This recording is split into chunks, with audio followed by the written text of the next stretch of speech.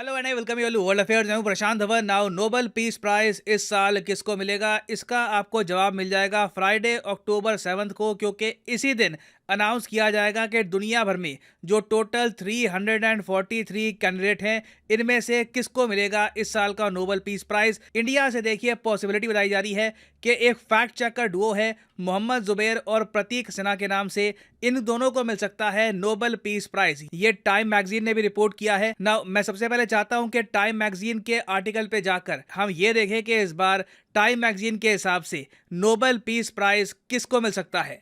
ना पहले तो मैं आपको ये बता दूं कि नोबेल पीस प्राइज किस कंट्री में दिया जाता है। तो यहाँ पर आप देख पाओगे, ये यहाँ पे आपको देश दिखेगा नॉर्वे। नॉर्वे की कैपिटल है ओस्लो और ओस्लो में दिया जाता है नोबेल पीस प्राइज। और टाइम मैगजीन के हिसाब से इस बार नोबेल पीस प्राइज जीतने के चांसेस सबसे ज्यादा है इन लोगों के। नंबर 1 पे ये रख रहे हैं व्लादिमीर ज़ेलेंस्की को, यूक्रेन के प्रेसिडेंट को, जिन्होंने आप कह सकते हैं काफी बहादुरी दिखाई है। एक बार को यूएसए ने इनको कहा था कि आप यूक्रेन छोड़ के चले जाओ, रशिया का अटैक हो रहा है, मगर ज़ेलेंस्की अपने देश में टिके रहे। कई दुनिया में और लीडर होते तो शायद भाग जाते, मगर ये अपने देश में अपनी सेना के साथ डटे रहे और आप कह सकते हैं काफी हद तक इन्होंने यूक्रेन की धरती रशिया से बचा भी ली। और व्लादिमीर ज़ेलेंस्की के जीतने के चांसेस हाई इसलिए हैं क्योंकि देखिए, since Nobel peace prize committee Europe based है और यूरोप के सामने आज के समय सबसे बड़ी प्रॉब्लम है रशिया, तो ये लोग रशिया स्पेसिफिक जो इंडिविजुअल्स हैं उनको दे रहे हैं अवार्ड। पिछले साल भी आपको याद होगा 2021 में नोबेल पीस प्राइज मिला था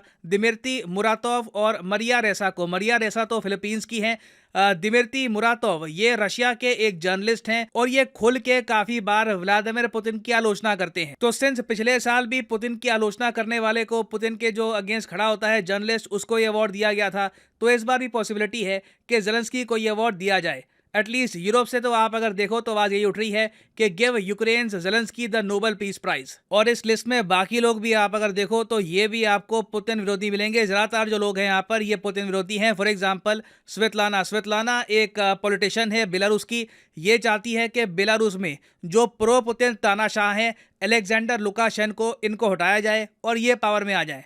तो इनको यहाँ पर बात चल रही है कि शायद नोबेल प्राइज से सम्मानित किया जाएगा। उसके अलावा अलेक्सी नवेल्नी, आपको याद होगा एक बार को पॉसिबिलिटी थी कि ये पुतिन को हरा देते। 2015 से लेकर 2021 तक रशिया में एक पूरी लहर थी नवेल्नी की, मगर अंत में क्या हुआ कि रशिया के कोर्ट ने इनको डाल दिया जेल में और अब ये 10 साल तक जेल में रहेंगे। हालांकि कोर्ट ने इनको जेल में डाला है प्रोबेशन तोड़ने के लिए, मगर बताया जाता है कि इनको मेनली जेल में डाला गया है क्योंकि ये पुतिन के सामने एक बहुत ही बड़ा चैलेंज प्रेजेंट कर रहे थे और अगर ये बाहर रहते, जेल के बाहर रहते, तो एक बार को इतना प्रोटेस्ट खड़ा कर देते कि पुतिन सरकार ना चला पाते। तो इसलिए अलेक्सी नवेल्नी को भी यहाँ पे रखा गया है। अलेक्सी नवेल्नी बाय द वे अभी जेल में है। उसके बाद आप अगर देखो तो यूएन की रेफ्यूजी एजेंसी जो दुनिया भर में बहुत अच्छा काम करती है, चाहे अफगानिस्तान हो या फिर यूक्रेन हो, काफी जाने बचाई है इसने। उसके अलावा WHO, समझ नहीं आता वैसे अब WHO को क्यों ये अवार्ड दिया जाएगा, इवन दो पेंडेमिक की हाइट में WHO को ये अवार्ड नहीं मिला। उसके अलावा यहाँ पर कुछ एनवायरमेंटलिस्ट हैं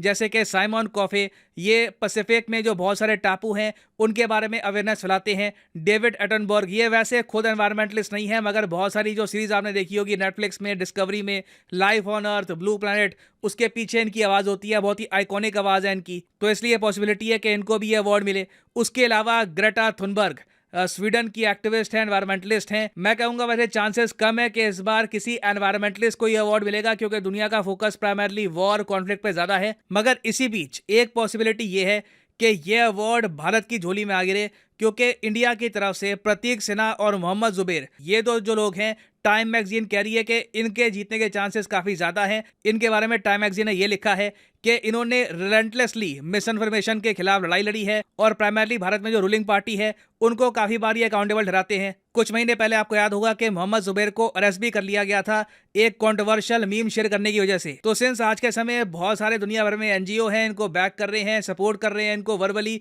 तो पॉसिबिलिटी है कि प्रतीक सिन्हा और मोहम्मद जुबैर को भी इस बार नोबेल प्राइज मिल सकता है। बट अगेन मैं कहूंगा कि चांसेस ज्यादा एक एंटी पुतिन फिगर के हैं मेरे हिसाब से। मोस्ट प्रोबेबली ज़ेलेंस्की या फिर नवेल्नी को ये अवार्ड मिल सकता है, बट यू नेवर नो, ये प्राइज भारत के पास भी आ सकता है। नाउ आप अगर इंडियन पर्सपेक्टिव से सोचकर देखो तो अगर ये नोबेल प्राइज भारत में आता है तो ये total 4th Nobel peace prize होगा जो भारत में आया है। मैं पीस प्राइज़ की बात कर रहा हूँ, वैसे नोबेल प्राइज़ आपको पता होगा लिटरेचर, उसके अलावा मेडिसिन, वेरियस और फील्ड में दिए जाते हैं। तो नोबेल पीस प्राइज़ अगर इस साल का मिलता है किसी इंडियन को, तो this will be the 4th time. और वैसे अगर हम कंट्री वाइज़ बात करें, तो दुनिया में सबसे ज़्यादा बार नोबेल पीस प्राइज़ मिल चुका है अमेरिकन्स को। टोटल 27 अमेरिकन जीत चुके हैं नोबेल पीस प्राइज़।